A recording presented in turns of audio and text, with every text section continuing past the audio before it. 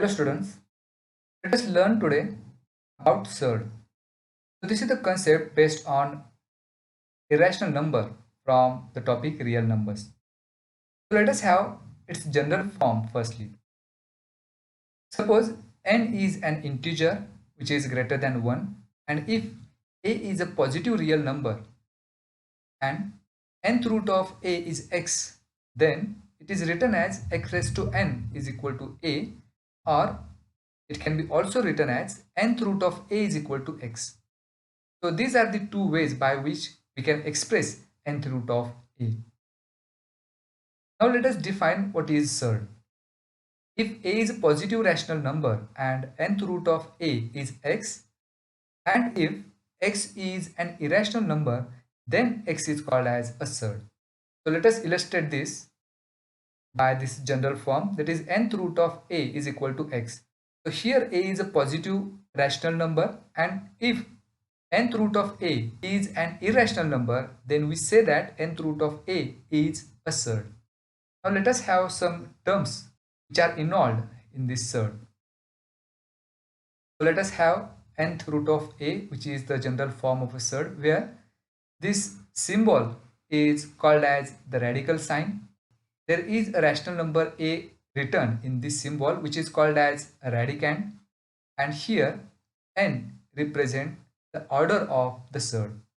For example, suppose if we have example of cube root of 5, here the sign is radical sign, 5 is called as a radicand, and order of this surd is 3. So this is the definition of a surd if a is a positive rational number and nth root of a is x, and if x is irrational number, then x is called as a surd. So there must be three conditions which must be satisfied. Nth root of a, for this one, if a is a positive rational number and nth root of a is x and x is irrational number, then only x is called as surd. Let us illustrate this by one example. Suppose if we have a is equal to 7, n is equal to 3, then the surd, which is expressed as cube root of 7. Now this is a surd because cube root of 7 is irrational number, and the remaining two conditions are also satisfied. That means the radicand is a positive rational number and the cube root of 7 is irrational number. That's why cube root of 7 is a surd. Let us have another example. If we have a is equal to 27 and n is equal to 3, then we have cube root of 27. Now this time this is not a surd. Though it is in the form nth root of a, the radicand, which is a positive rational number, that is the first condition, is satisfied over here, but cube root of 27 is equal to 3, because we know that cube of 3 is 27. That means cube root of 27 is equal to 3, and here 3 is not an irrational number. Therefore cube root of 27 is not a surd, because if it has to be a surd, cube root of 27 must be irrational number, but here cube root of 27 is not irrational number because it is 3, which is an integer. That's why cube root of 27 is not a surd. So these are the two conditions by which we can decide whether the given number is a surd or not. Now the question is, cube root of 8 is a surd or not? Now let us find the answer. Let cube root of 8 is equal to p. If we cube on both the sides, this cube and cube root will get cancelled to get the answer 8, and cube of p is p cube. So p cube is equal to 8. Now here, which is the number whose cube is 8? That number is 2, because cube of 2 is 8. Here, as a cube of 2 is 8, that means cube root of 8 is not an irrational number. That's why the cube root of 8 is not a surd. Let us have another question, whether fourth root of 8 is a surd or not. For this one, the radicand a is equal to 8 and order of the surd n is equal to 4, and the fourth root of 8 is not a rational number. That is, the fourth root of 8 is an irrational number, radicand is a positive rational number, and the fourth root of 8 is an irrational number. That's why fourth root of 8 is a surd. So let us solve some problems based on this one. State the order of the surds given below. The first is cube root of 7. Now we have to compare this surd with the general form, that is nth root of a. So here n denotes order of the surd. So here instead of n we have the value 3. That's why order of this surd is 3. Let us have another problem. Fourth root of 10. Again, if we compare this surd with the general form, instead of n now we have 4. That's why order of this surd is 4. Again, let us consider square root of 14. Now this time, if we compare square root of 14 with the nth root of a, instead of n, any number is not given. So if it is the case, at that time the number is 2. That's why order of this surd is 2. Let us have the next question. State which of the following are surds. Now the first is cube root of 51. We have to decide whether it is a surd or not. So we have to compare this with the general form of a surd, that is nth root of a. To be a surd, there are two conditions which must be satisfied by the given number, that is the radicand must be positive rational number and the nth root of a must be irrational number.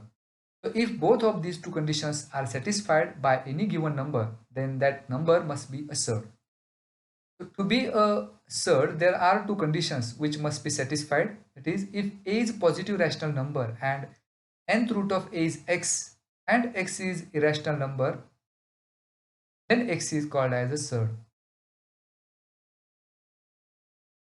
So here the radicand, which is a 51, which is a positive rational number.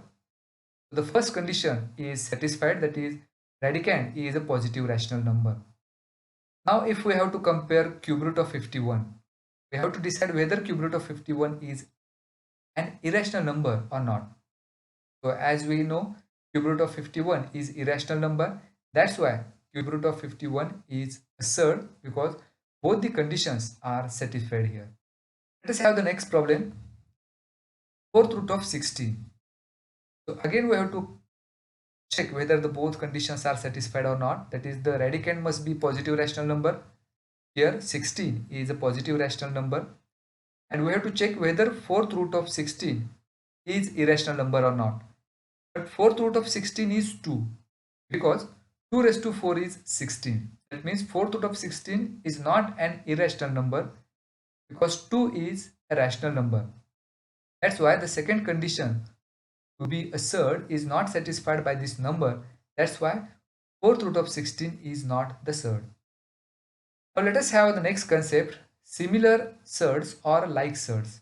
We can define similar surds or like surds as two surds are said to be like surds if their order is equal and their radicands are also equal.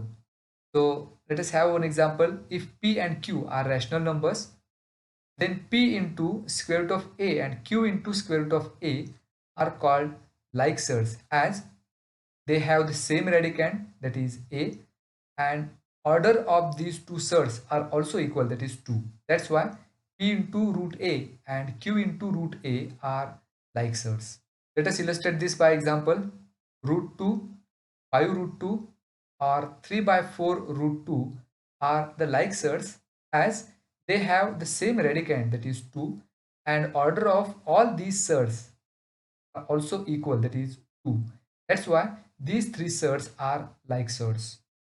But let's solve some problems based on this. Classify the given pair of surds into like surds and unlike surds. The first example is root 52 and 5 root 13. For these two, we cannot decide whether these two surds are like surds or not by their existing appearance. So for that, we have to simplify this one. We can write root 52 as under root 4 into 13. So we can split 52 into 4 into 13, because 13 fours are 52. If we take 4 outside the square root sign, its square root should be taken, that is 2 into root 13. Now we can express root 52 as 2 root 13, and now we can compare these two surds. So instead of root 52, we can write 2 root 13, and the second surd is 5 root 13. For both of these two surds, the radicands are equal and orders of these two surds are also equal. That's why 2 root 13 and 5 root 13 are like surds. That means root 52 and 5 root 13 are like surds. Let us have the next problem. Root 68 and 5 root 3. So here also we must simplify root 68. So root 68 can be splitted into 4 into 17. If we take 4 outside the square root sign, we have 2 root 17. So instead of root 68, we can write 2 root 17. Now we can compare 2 root 17 and 5 root 3. As we can compare these two surds have the same order, that is 2, but radicands are different. The radicands are 17 and 3. That's why these two surds are not like surds. That is 2 root 17 and 5 root 3 are not like surds. That means root 68 and 5 root 3 are not like surds. Now let us have the next concept, simplest form of a surd. Suppose there is one surd given root 48. We can split this as 16 into 3 because 16 3s are 48. If we take 16 outside the square root sign, its square root should be there, that is 4, and into root sign we have 3. So root 48 can be also written as 4 root 3. So this is the simplest form of root 48 because we cannot split further. That's why this is the simplest form of given surd. Let us solve some examples based on that. Simplify the following surds. First is root 27. Now we have to split root 27 into two numbers such that one of them must be a perfect square. Root 27 can be written as under root 9 into 3 because 9 3s are 27, and out of these two, 9 is a perfect square. It is the square of 3. So if we take 9 outside the square root sign, there should be 3 root 3. So 3 root 3 is the simplest form of root 27 and it cannot be further simplified. That's why this is the simplest form of root 27. Let us have the next problem, root 250. Here also we have to split 250 into two factors such that one of them must be a perfect square. So root 250 can be written as under root 25 into 10, out of which 25 is a perfect square of 5. So if we take 25 outside the square root sign, it should be 5 into root 10. So this is the simplest form of root 250 because it cannot be further simplified. So this is how we can write any surd in its simplest form.